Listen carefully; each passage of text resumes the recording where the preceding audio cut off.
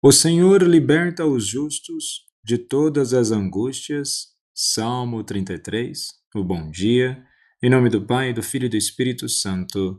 Amém. Recorramos sempre à poderosa intercessão de Maria Santíssima, nossa Mãe, e de São José, o justo. O interessante do Salmo de hoje é que se o justo é libertado por Deus de todas as suas angústias, é exatamente porque o justo, ele busca ajustar a sua vida à vontade de Deus. E é exatamente essa proposta que deveríamos seguir na Quaresma.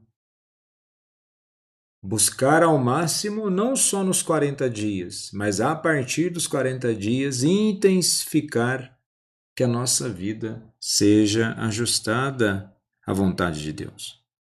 É o tempo em que Deus nos conduz ao deserto para que aprendamos novamente a escutar. No deserto não há distrações, há silêncio, e no silêncio a palavra de Deus não ecoa apenas nos ouvidos, mas penetra o coração. Vivemos saturados de palavras, as quais muitas são rápidas, superficiais, descartáveis. Mas a liturgia hoje nos apresenta uma palavra que não dissipa no ar. Uma palavra que desce como chuva e não volta sem produzir fruto. Na primeira leitura de hoje, do livro do profeta Isaías, capítulo 55, dos versículos 10 ao 11, está no contexto do exílio babilônico. Israel estava desanimado, distante da terra prometida, experimentando a sensação de abandono. E é nesse cenário que Deus promete restauração. Assim como a chuva e a neve descem do céu e não voltam para lá sem antes regar a terra. O verbo hebraico usado para voltar é shuv, que significa retornar, converter-se. E curiosamente, o mesmo termo é usado para conversão. A palavra não retorna sem cumprir sua missão. A palavra hebraica para a palavra é dabar, que não significa apenas som articulado, mas realidade eficaz. Em mentalidade bíblica, a palavra realiza aquilo que pronuncia. E quando Deus fala, algo acontece. Não é assim? Lá em Gênesis ele diz: haja luz e há luz. A palavra é performativa. Isaías afirma que essa palavra não volta vazia, mas realiza o que Deus deseja. E no contexto do exílio, isso significa esperança concreta. Deus cumpriria sua promessa. Na economia da salvação, essa palavra concreta encontra seu ápice no Verbo encarnado. A palavra que desce como chuva é Cristo que desce do céu. Vejamos que no prólogo do Evangelho de São João declara, no capítulo 1, do versículo 14, e o Verbo se fez carne.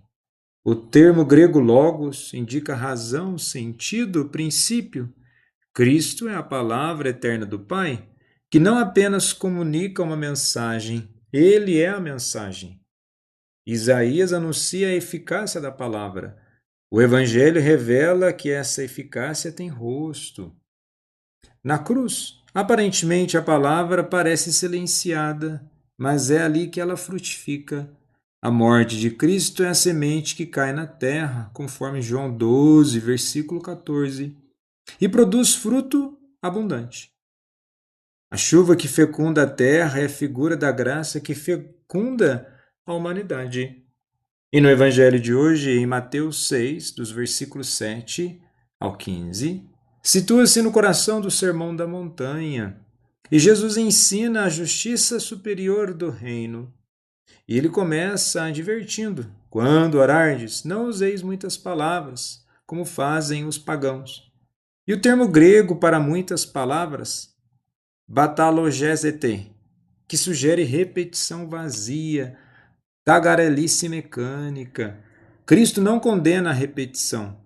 Ele mesmo rezava salmos, mas condena a oração sem interioridade. do que adianta recitar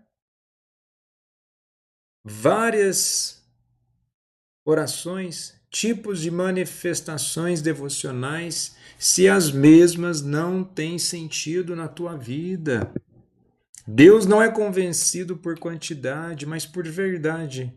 Então Jesus ensina o Pai Nosso. E aqui está a revolução espiritual. No judaísmo, Deus era conhecido e reconhecido como o Pai do povo. E Jesus ensina a chamá-lo de Pai em sentido íntimo.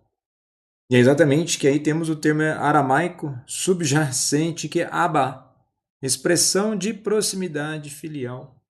E cada petição do Pai Nosso é teologicamente densa. Vejamos, seja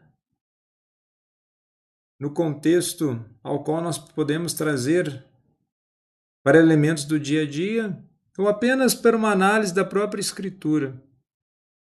Santificado seja o vosso nome. É o desejo de que Deus seja reconhecido como santo, conforme Levítico 19, do versículo 2.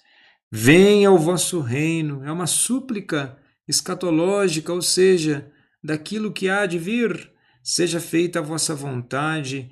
É o eco de Getsemane, quando Jesus está em agonia, se preparando para tudo o que há de vir. O pão nosso de cada dia nos dai hoje. O termo grego epiosion é raro e pode significar necessário para hoje, ou super substancial, apontando para a Eucaristia. Perdoai-nos assim como nós perdoamos. É uma reciprocidade que revela a coerência interior. E Jesus conclui enfatizando o perdão. A oração verdadeira transforma o coração. Enquanto Isaías anuncia uma palavra eficaz, Mateus revela que essa palavra nos introduz na filiação divina. Na antiga aliança, a lei orientava o povo. Na nova aliança, o Espírito escreve a lei no coração, conforme Jeremias 31, versículo 33. A oração cristã não é apenas pedido, é participação na vida trinitária. Muitas vezes nós acostumamos exatamente assim, que a oração é apenas pedido, pedido, pedido. Não. Quando nós nos tornamos pessoas orantes, nós começamos a participar mais na vida trinitária e tudo aquilo que nós vivenciamos no cotidiano é a vida em Deus e não separada de Deus. São Tomás de Aquino ensinava que o Pai Nosso é a oração mais perfeita porque ordena corretamente os desejos humanos. O Catecismo da Igreja Católica afirma que ele é o resumo de todo o Evangelho. Tertuliano chamava o Pai Nosso de Breviarium Totius Evangelii, o compêndio de todo o Evangelho, ou seja, o entendimento de tudo aquilo que nós devemos vivenciar. Santo Agostinho dizia que se percorrermos todas as Escrituras, nada encontraremos que não esteja contido no Pai Nosso. Já São João Crisóstomo via nessa oração a escola da humildade e da fraternidade. E São João Paulo II insistia que a crise do mundo moderno é a crise de paternidade e redescobrir Deus como Pai, que cura essa orfandade existencial. A nossa caminhada quaresmal nos convida à purificação da palavra. Vivemos na era da hipercomunicação. Falamos muito, escutamos pouco, rezamos rápido, meditamos pouco.